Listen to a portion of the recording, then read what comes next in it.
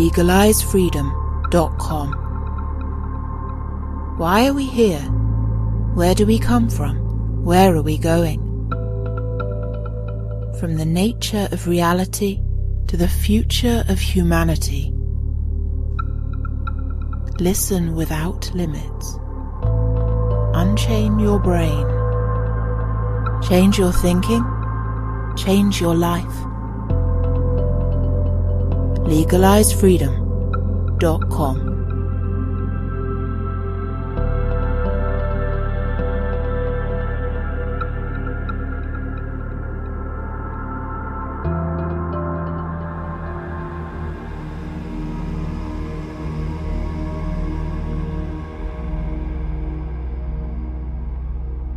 Greetings and welcome once again to legalizefreedom.com.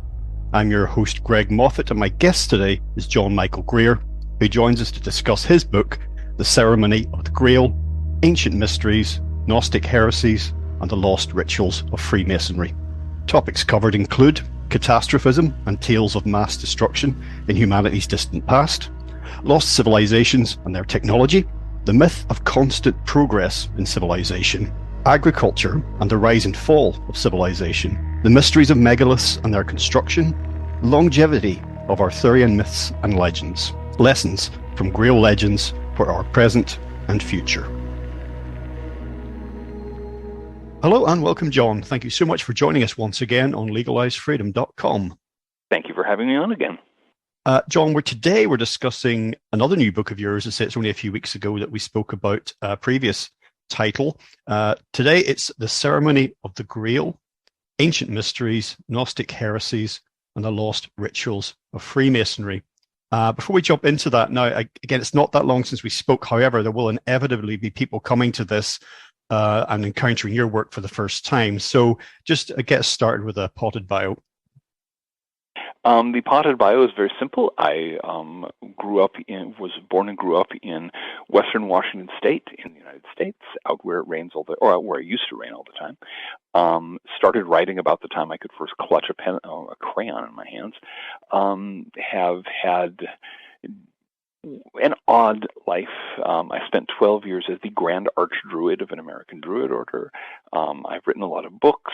I currently live in East Providence, Rhode Island, and with my wife Sarah, and write more books. Okay, so we mentioned the title of the new book, and I've obviously done a recorded introduction here, give listeners a bit of an idea of what to expect. Mm-hmm. But this book follows on from, to some extent, your previous work, The Secret of the Temple. Mm-hmm. That's correct. I haven't read that. I intend to. However, I found that I was able to manage the new book perfectly well on its own without having read the previous book. But I don't know if you want to say something about The Secret of the Temple as a way to maybe just, again, set us up for what we're going to be covering. Absolutely. I'm glad that you found Ceremony of the Grail readable without having read Secret of the Temple. I did my best to make it something that people could just pick up right off the shelf and read without previous exposure. But The Secret of the Temple, that is kind of the outgrowth of about a 30-year research project of mine. If you look into mythology around the world, you find very odd claims that certain kinds of religious structures, certain kinds of temples and so on, built in particular ways, used in particular ways, had a favorable effect on crop fertility. Now, the usual assumption is, it's superstition, right? My thesis was that there's actually a physical effect going on. This is not woo-woo. It's actually a physical force, probably connected to microwaves at this point, that has measurable effects on agricultural fertility. And so what I did in the course of this book was gather the data for that, gather all the evidence, talk about what the traditions pointed out the way that, for example, sacred geometry, the geometrical patterns were always used for temples, constructs the inside of a temple as a resonating chamber that has the right proportions to cause a buildup of certain kinds of energies, and how electric currents moving through the soil, and it's a very odd mix of cutting edge science on the one hand, folklore, religious studies, and trying to uncover the lost secrets of an archaic technology of fertility that our ancestors, or some of our ancestors, consider to be very, very important. The Temple of Solomon was built according to that. The Knights Templar were involved in this. The Holy Grail legends had connections to it. And it was probably the original secret of the Freemasons, although the Freemasons have lost it. The Freemasons the Freemasons themselves, if you're a Mason, you know the true word is lost. What we have is a substitute word. We are all, in effect, pledged to the quest for the lost word, but it's never been found. My argument is that lost word was a key to this lost technology. Now, the first thing that struck me when reading the Ceremony of the Grail was ideas, a couple of ideas in particular that came up that you've basically alluded to, that I was very familiar with, approaching from different directions with other authors and researchers, and ostensibly nothing to do with Grail legends or anything like that. And the two ideas are as follows. One is this idea of a forgotten sort of archaic technology. Again, we're going into prehistory now, that existed, some form of high technology in the very distant past that was lost. That's very common, in certain types of research areas. And the other is the idea in the antediluvian period of some kind of devastation, environmental, ecological, some kind of. For example, the flood myth is universal, and this idea of destruction in the past is there as well. So those two things taken together, you had me from the get-go, really, because these are two things that interest me greatly. I do think that I would say that the history that interests me most is that about which we can say the least, which is going back, say 10,000 BC and beyond. Göbekli Tepe and backwards. The aftermath of the last ice age, what indeed occurred during the ice age, what about pre-ice age? And when you get into that sort of, we can say so little about it, it's basically archaeology at the end of the day, isn't it? The first thing that has to be kept in mind is that the Earth is not a stable planet. The world we live on is a very unstable environment. It has catastrophes. People talk about, wow, the flood legend. There are flood legends all around the world. Well, yes. When the last ice age ended, sea levels rose 300 feet. You imagine what would happen if sea levels went up 300 feet now. London would be well underwater, for example. But so most of everybody who was around during the millennia that followed the end of the last ice age, there were periods where the sea level rise was slow, and there were periods where it was very fast. And then there were big tsunamis. Huge, beyond anything that we've seen in recorded history. One of them scoured out the English Channel in a single horrific. There were people living in its path. They weren't there afterwards. Doggerland. There was a large island that is now called Doggerland, the current Dogger Bank, that was inhabited until the tsunami came. So there have been floods like this all over the place. One of the main catastrophes that I talk about in Ceremony of the Grail, however, are ecological catastrophes, subsistence crises. It was very common in the early millennia of agriculture, and for agriculture, for clumsily handled agriculture to deplete soil fertility to the point that all of a sudden you didn't have any food anymore for centuries, and most people died. It was horrific. And this happened not just once, it happened in many parts of the world. It's happened repeatedly in some. This is one of those things. There's been a lot of bad-mouthing of agriculture because of that, but the point is people did not take up agriculture just because they got some bright idea up their heads. They took up agriculture because in the crisis at the end of the last ice age, that's the only way they could survive. They had these wild swings in climate, ecosystems were collapsing, catastrophic droughts sweeping what used to be relatively well-watered, rain-fed areas. What are you going to do? You find a dryland grass that will grow, and you make and that has edible seeds. That becomes the first grain. And so it was a survival move, and it had its downsides. So we know that we have legends of periods of terrible privation. We have legends of ecological catastrophe. And one of them, as I talk about in the book, one of them appears to be linked to the legend of the Grail. Well, while taking on board what you said there about the nature of the sort of the environmental devastation that you're talking about, Mm-hmm. in general terms, albeit dealing with different things.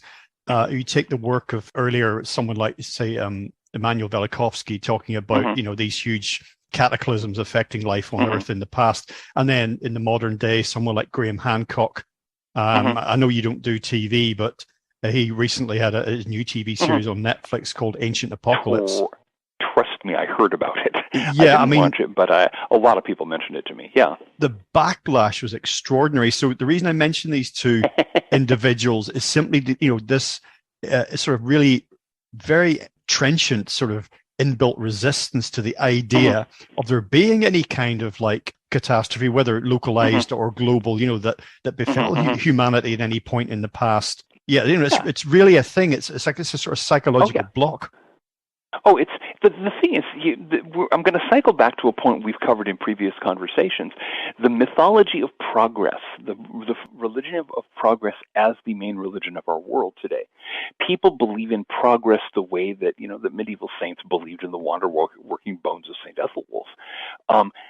Progress has to be omnipotent, has to be eternal. We can't go back. There cannot be decline. Even though, of course, we all know if we bother to open our eyes and look around, we've been in decline for 50 years now. It's getting worse. If you accept the possibility of these catastrophes, if you accept the possibility that there may have been high civilizations in the Ice Age period that were wiped out, leaving, basically hitting the reset button and leaving small scattered bands of survivors, then what does that do to our dream of perpetual progress? What does that do to the fantasy that we're going to go out among the stars and metastasize across the galaxy or what have you? It crushes the crazed human egotism that leads so many people these days to think of humanity as, boldly striding across the galaxy. First of all, it ain't going to happen. There are many good reasons why it ain't going to happen. But one of the problems with facing up to the real history of the planet, facing up to the impact of the end of the last ice age, facing up to the impact of impacts of actual, what has happened when meteors have hit the planet at various points, of facing up to ecological catastrophes that have happened, and so on and so on and so on, is that we're no longer the masters of the universe. We're no longer, man, conqueror of nature. We're just another life form along for the ride, and anytime the planet burps, we're in deep trouble.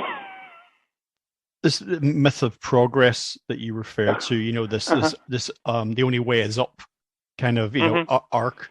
Even though, again, our history, even, that relatively well understood history and well documented, it is peppered with downturns and catastrophes. Exactly. But there's still in the collective consciousness, the idea is it's the only way is up.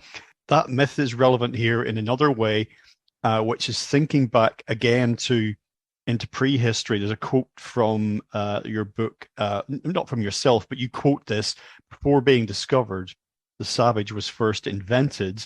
And I mentioned Göbekli Tepe, for example, and we're told that simple, dumb hunter-gatherers were all that's what consisted of humanity at that time. Exactly. Yeah. And then we have Göbekli Tepe as a result. Clearly, there was something going on that doesn't fit the stereotype. And you get that all over the place. Look up what English Heritage has to say about Stonehenge. Sometimes they've got this bizarre fantasy of these skin-clad, grunting savages building this extraordinary astronomical observatory and computer, and watching the cognitive dissonance because they can't deal with the possibility that the people in the past are not stupid because they lived before us. Because the whole myth of progress is a myth of, it's the egotism of the present. It's the notion that we know the truth. We know what's real. We are smarter than everyone who has ever lived before us. I'm sure people thought that in, the Ice Age civilizations just before the climate spun out of control and their cities went full fathom 5. One thing that I was taken aback by and really intrigued with was that thinking about the Grail legends, and if you mentioned the Holy Grail, or the association is, you mentioned Knights Templar, you mentioned Freemasonry, for example, but in many people's minds, certainly a few conversations I've had about this general topic since reading your book, it was like it's tied in with Christianity. And yet you're casting back to the megalithic period in the book, and that's of particular interest to me. So that was very intriguing for me that there was a connection there. Well, there are two things that need to be noted here. The first is that the Christian gloss on the Grail legend came late. The early versions of the Grail legend are not Christian. Some of them aren't Christian at all. Some of them just have a very faint Christian gloss. It's only when you get to the later versions of the legends that have been rewritten by monkish chroniclers that have been heavily Catholicized. You replace the original Grail hero, Percival, or before him, Gawain, with Galahad. There he goes, the Sermon on the Mount. A plaster saint, dressed up in knight's armor. And, his strength comes from purity, which is not what the Grail legend used to be about. Come on. But there was quite this industry to domesticate and Christianize the Grail legend and shove it into this sort of devoutly Orthodox or Catholic and later also Anglican mode of Christianity, where it originally was something very, very different. So there's that aspect. Then there's the megalithic thing, and that's a very simple issue because you have all of these stories relating to the Grail and the wasteland. What is the wasteland? It's some kind of catastrophe caused by, there are various theories as in the legends as to what caused it, but it caused total ecological devastation across the land of Logres, what we now call England. Okay.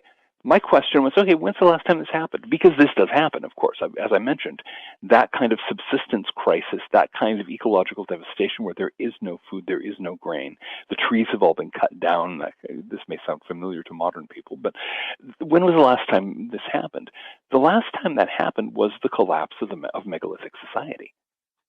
The last time that happened was, what would it be, 1600 BC, when the society that built Stonehenge ran up hard against the limits of the carrying capacity of Britain, and a lot of people starved, and there was collapse, a massive social collapse, devastation, and a dark age. And that's the last time that happened before in Western Europe, before the modern world. And yet, here we have the wasteland legends talking about just that, talking about that kind of ecological problem. Now, people will say, well, yeah, but they couldn't remember it from that long, and that's simply not true. It's been shown by folklorists, for example, that in the Western Isles of Scotland and in some of the islands off the coast of Australia, local people still remember what the topography was like when the sea level was 300 feet lower. People still remember what it was like before the seas rose. So that means, obviously, information has been passed on in folklore for a very, very long time, much longer than just from 1600 BC. So we definitely have a plausibility that what we're talking about in the Grail legend is a dimly remembered account of the collapse of the culture that built Stonehenge, and the subsistence crisis and the long era of the long Dark Age era that followed it, and then after that the recovery under the Celts. Because they were the Celts showed up as the ecosystem was recovering, and they also brought wheeled plows, and they brought a knowledge of how to use animal manure to fertilize their fields. So they had an improved agricultural technology. They had a more resilient, more sustainable technology. So you have this notion of there's Logres in the ancient days, and there's the curse that came, when the Grail was lost, and the era of the wasteland, and then we have, of course, everyone says King Arthur because all kinds of old Celtic legends ended up piled onto the broad shoulders of that particular monarch. But so we actually have a way of looking back dimly toward the age that built Stonehenge, and that strikes me as really remarkable. Yeah, and of course we still marvel at some of us do. I'm not sure how many visitors to Stonehenge think of it as anything other than just a big old pile of rubble, but some of us marvel at the achievements of our ancestors in the megalithic age, and we see all over the world their handiwork. And if you take a serious look at it, you think, how were these stones quarried? How were they cut? How were they raised? it's all quite, and even all of those questions in themselves hint at some kind of technology that has been lost, or certainly ways of doing things, and there's a lot of you see the same thing applied to, for example, some of the pyramids. I know there's pyramids all over the world, but the pyramids in Egypt, how was this done? And serious attempts to replicate these construction methods have generally failed, kind of, in the terms of the original builders. It's like, oh, well, we did this, we made a pyramid, or we lifted a stone a certain way. Yeah, but you didn't quarry, cut, raise a stone block, which is, 100 tons or more, whatever that happens. Yeah, exactly. 100-ton granite block. You're carving it out of the rock when bronze tools are softer than granite. How exactly was that done, I wonder? We don't know. And then this 100-ton block was hauled hundreds of miles, and then hauled up onto the Giza Plateau, and put into place way up there on the pyramid. How did that happen? We don't know. That doesn't mean it was done by flying saucers or something. We don't have to get into fantasy here, but we don't know how it was done. There are various theories about how the stones of Stonehenge were lifted, but nobody actually knows how it was done. That's a little easier. I mean, the stones are somewhat smaller, noticeably smaller, and the other advantage with Stonehenge is that stones of that general kind are found on Salisbury Plain, not the blue stones, of course, which came from Wales, but the big sarsen stones. So, but still, how did they do it? We don't happen to know. You mentioned the blue stones. That's very interesting. It connects to all of this tangentially, at least, or maybe more directly. Actually, the blue stones, as you say, were brought from Wales. I guess if you look at the geography of Great Britain, they may have been at the time.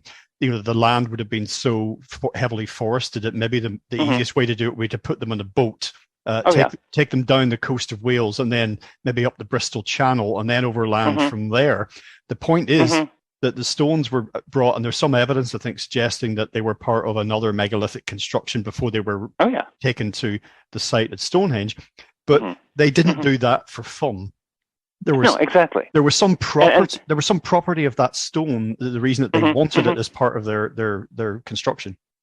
And the fact that they choose this specific kind of stone from this specific place, which was apparently, as you say, apparently may have been part of at least one previous megalithic construction.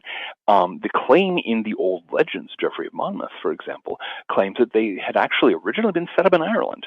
And that's less improbable than it seems. There's been a lot of back and forth down through the millennia between South Wales and Ireland, of course. So one could very well imagine that the stones had been quarried in the Preseli Mountains to go to Ireland, and then they were taken from Ireland, possibly as a result of conquest, or we don't know what, were brought, as Geoffrey of Monmouth says, by Merlin, whoever hides behind that ancient name, and brought to the plain where Stonehenge now stands. And they were brought in at one point and set up in one way.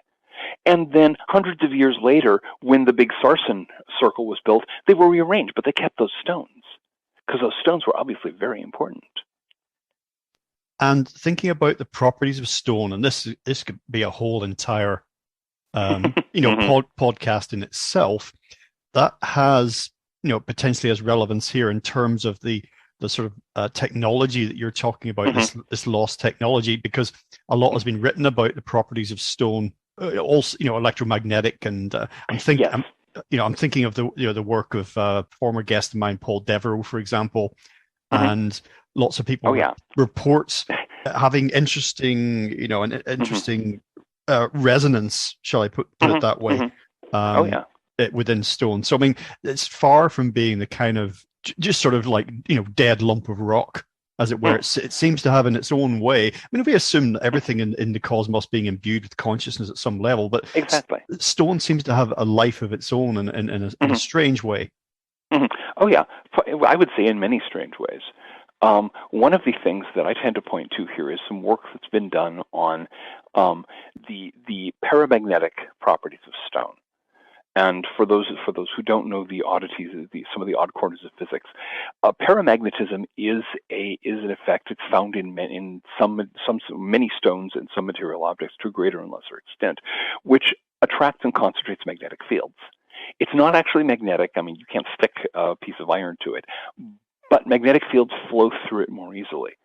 And a lot of the stone circles, the stones that are used in stone circles in Britain and elsewhere, tend to be highly paramagnetic, and we don't know why. I mean, human beings are actually sensitive to magnetic fields to a much greater extent than I think most people realize.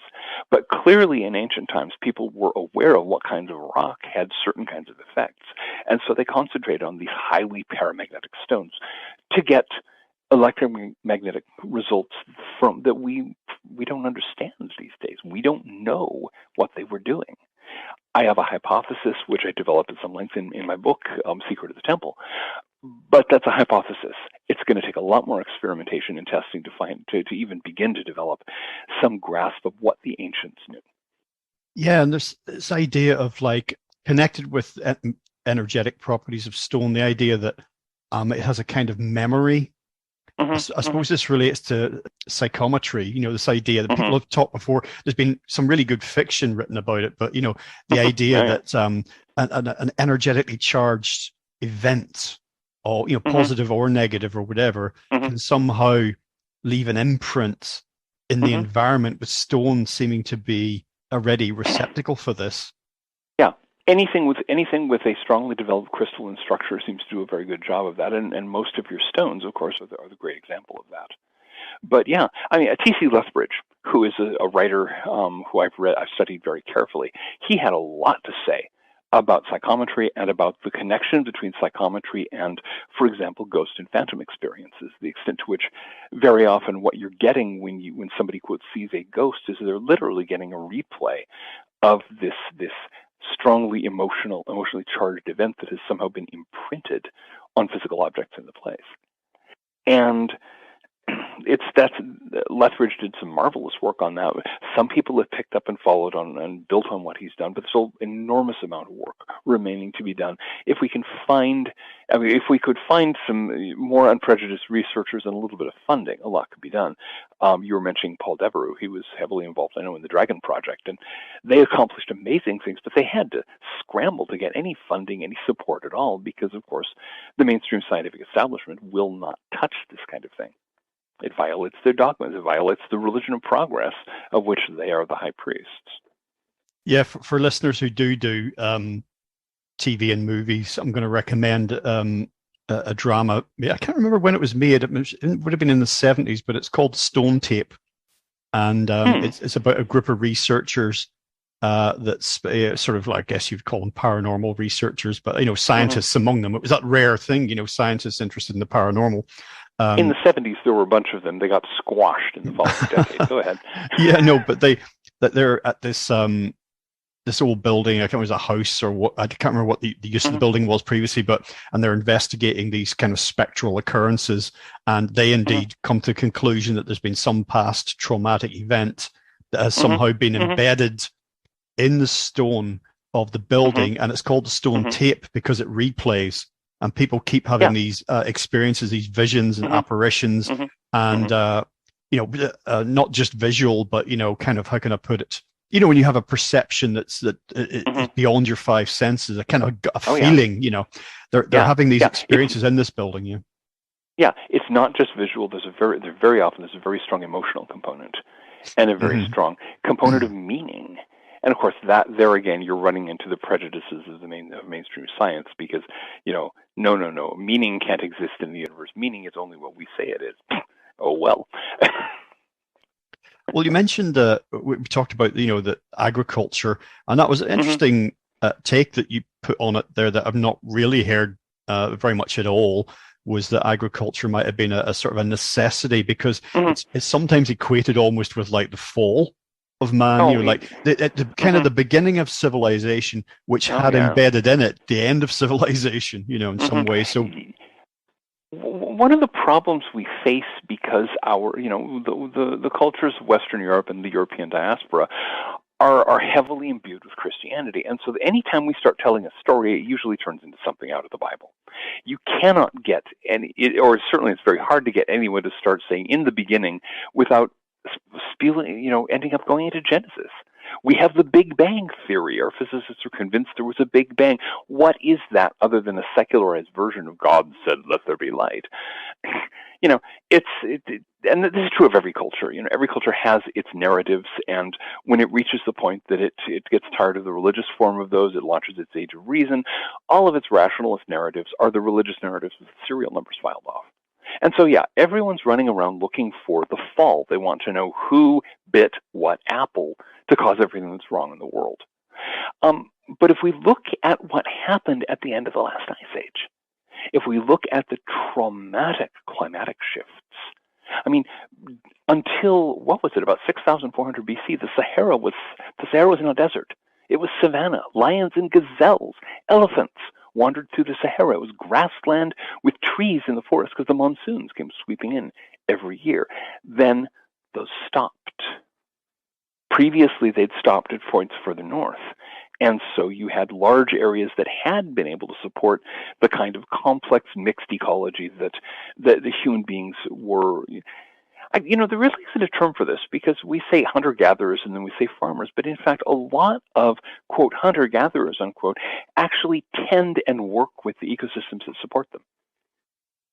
They will gather nuts, and then some of the nuts they'll go out and plant in likely places, so they have more nut trees a few years later. Or they will do things to increase the carrying capacity for game animals.